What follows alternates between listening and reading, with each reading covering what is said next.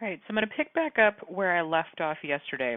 And yesterday's video was all about writing the functions to represent, in the most case, area problems here. And now we're going to do the second part, which is now that we know the area function, we're going to limit it a little bit and actually find some areas. Now, problem number one does not have those limitations. There's no part B to it. It was just to write the function, which we did, so we're done with question number one.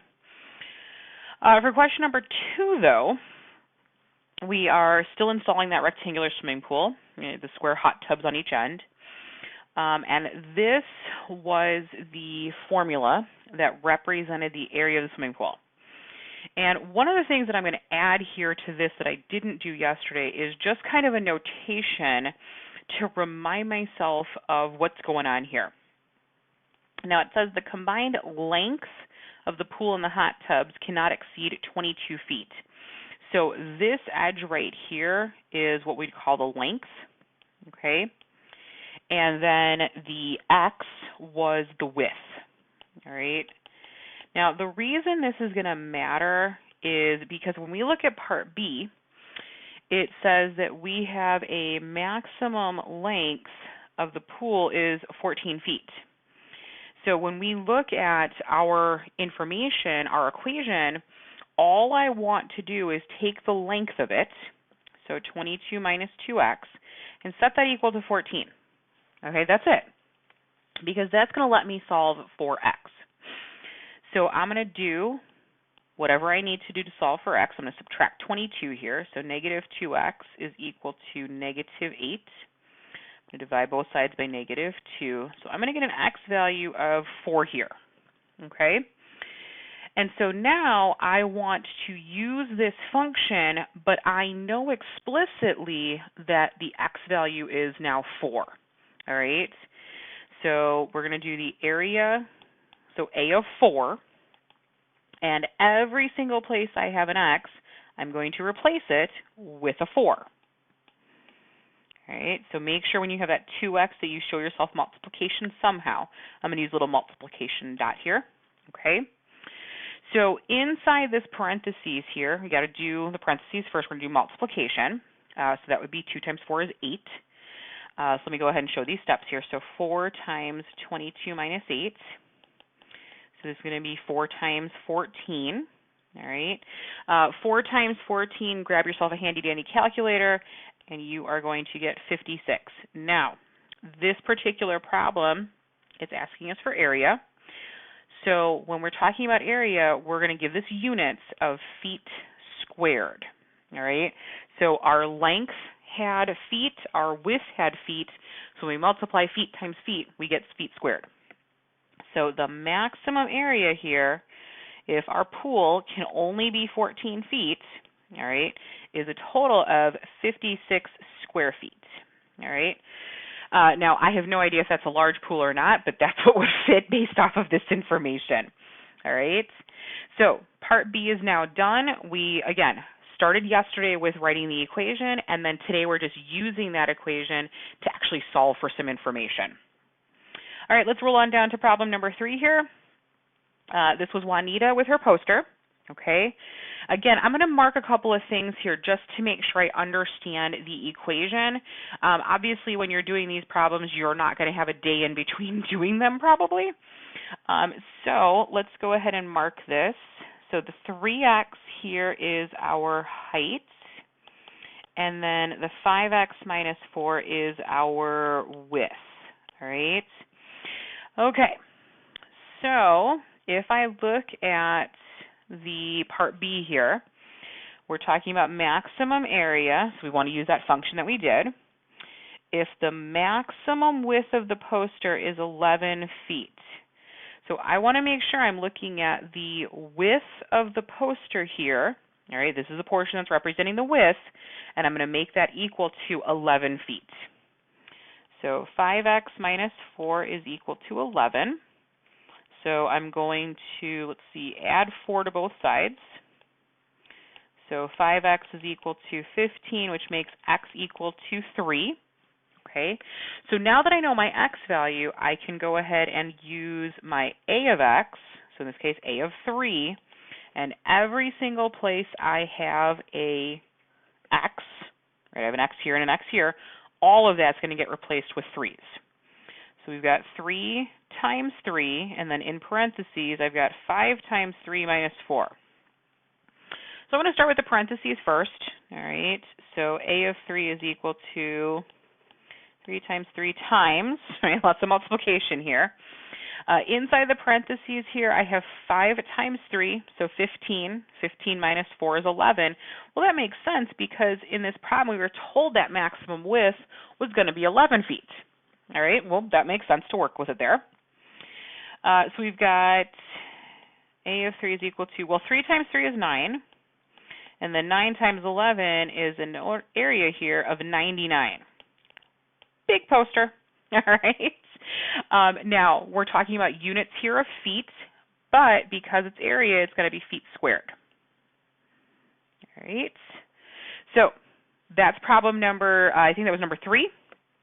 So Juanita is making a very large poster, all right? Maybe it's a billboard, all right? But 99 feet squared, big old poster. Okay, number 4 here. Franco is painting part of a wall gray. Just kind of refreshing my memory about what these problems were. Okay. Width was 4x, and the height was 2x. So this is my height, and this 4x minus 3 is going to be my width. Okay. All right, so getting into the actual part B here, I'm talking about maximum area, so we're going to use that formula. Okay. If the maximum width of the wall is 25 feet. Okay. So if width is 25 feet, it's going to be 4x minus 3 equals 25 feet. Okay. Actually, hold on a second. Wait a minute. This one's a little bit goofy. All right. Want to be careful here.